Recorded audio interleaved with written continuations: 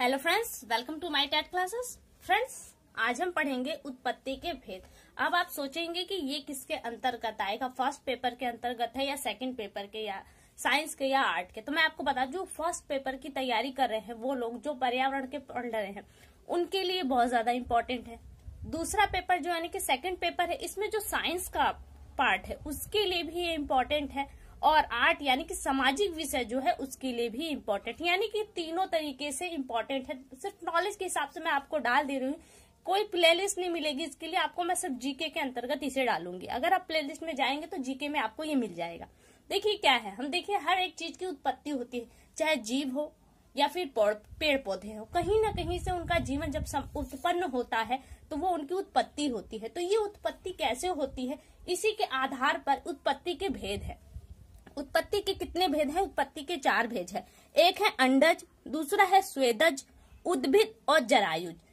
सामाजिक विषय का पोर्शन पढ़ने वाले जरायुज शब्द जानते होंगे, और खास तौर से जो साइंस वाले स्टूडेंट है वो अंडज जानते होंगे, लेकिन फिर स्वेदज और उद्भिद आ जाता है। उद्भिद भी शायद कुछ लोग जानते होंगे, कुछ लोग नहीं जानते होंगे। तो यहाँ पे हम क्लियरली इन चीजों को जान जाएंगे। देखिए यहाँ पे क्या है, अंडज। अंडज मीन्स होता है जो अंडे के माध्यम से पैदा होते हैं। अंडे के माध्यम से कौन पैदा होते हैं? तो देखिए आपकी चिड़िया आ जाती है इसमें, चिड़िया, सांप, बाकी और ऐसे जीव जिन्हें आप जानते हैं जो अंडों के माध्यम से उत्पन्न होते हैं, नए जीव बनते हैं, वो आपके होते हैं अंडज। दूसरा है स्वेदज। स्वेदज होता है, स्वेद मीन्स होता है पसीना, और पसीने से जो उत्पन्न होते हैं वो आपके होते हैं स्वेदज। उन पशुओं को आप स्वेदज कह सकते हैं। अब देखिए स्वेदज में कौन कौन से आते हैं? आपके जुआ आते हैं, जो आसरों में आते हैं आपके जुआ। आपका पिस्सू आता है, जो पशुओं के शरीर पर निकलते हैं, पिस्सू। इसी के अंतर्गत आ जाएगा आपका खटमल। ये ऐसे जीव हैं जिन्हें आप स्वेदज कह सकते हैं।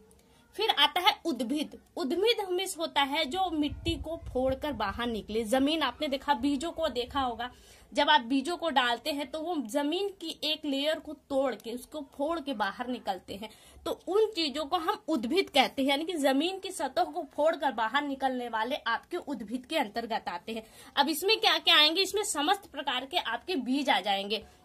अगर एग्जाम्पल में हम देखें तो फसल आ जाएगा आपका, फसल, क्योंकि समस्त फसल बीजों के माध्यम से बोए जाते हैं और इसी के थ्रू पाए जाते हैं। तो आपके फसल आगे या फिर किसी भी तरह का आप बीज ले लीजिए, वो इसी के अंतर्गत आएगा उद्भिद में। फिर आपका आता है जरायुज। जरायुज आपने मैंग्रोव वनों के पढ़ा होगा कि उनके बीज, कोई भी बीज देखिए उत्पन्न होने के लिए उसे दलदल की जरूरत नहीं होती, और जो मैंग्रोव वन है वो आपके टोटल दलदल में होते हैं। तो ऐसी कंडीशन में वो बीज उत्पन्न नहीं होंगे। तो उसके लिए आपने पढ़ा होगा जरायुज की फल के अंदर ही बीजों का अंकुरण होना, तो ये क्रिया कहलाती है जरायुज। लेकिन वास्तव में जरायुज क्या है? वो भी क्रिया सही है। जरायुज होता है जो गर्भ के अंदर ही उत्पन्न हो। जैसे मानव के गर्भ में ही बच्चा उत्पन्न हो जाता है, जब वो पूर्ण विकसित हो जाता है तब बाहर आता है।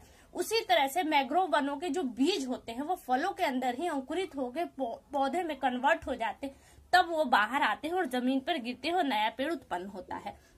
तो यानी कि जो गर्भ में ही उत्पन्न हो जाए, वो गर्भ में ही पैदा हो जाए, वो होता है आपका जरायुज। और इसमें आपके आते हैं मानव आते हैं, मानव या वो समस्त पशु आते हैं जो बच्चों को पैदा करते हैं, इसके अंतर्गत आते हैं। और इसके बाद वनों को देखें तो आपके मैंग्रोव वन आते हैं, मैंग्रोव वन।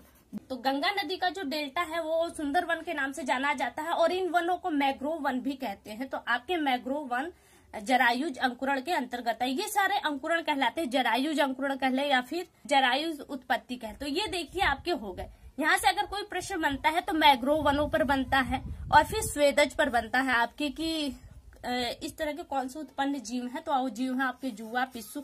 आप अपने से भी दिमाग लगा सकते हैं, जो पसीने के थ्रू उत्पन्न होते हैं वो स्वेदज। इनके देखिए शब्दों के अर्थ को आप जान लीजिए, बाकी चीजें तो आप एग्जाम्पल में स्वयं ही निकाल लेंगे। अंडज जो अंडे से उत्पन्न हो, स्वेदज जो पसीने से उत्पन्न हो, उद्भिद जो जमीन को फोड़कर बाहर निकलते हैं या उत्पन्न होते हैं, और जरायुज जो है जो गर्भ में उत्पन्न होते हैं। तो फ्रेंड्स, इस वीडियो के लिए केवल इतना ही। अगर अच्छा लगा हो तो कमेंट करके एक बार जरूर बताएं।